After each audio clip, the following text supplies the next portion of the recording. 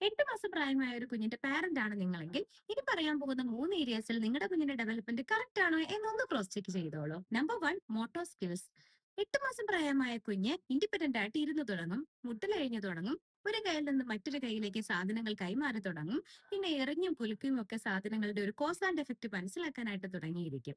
മാത്രമല്ല, കുഞ്ഞു കുഞ്ഞു സാധനങ്ങൾ പെറുക്കിയെടുക്കാനും ഒരു ഐ ഹാൻഡ് കോർഡിനേഷനും ഒക്കെ ഈ സമയത്ത് ഡെവലപ്പ് ആവേണ്ടതാണ്. Number 2, cognitive and language development.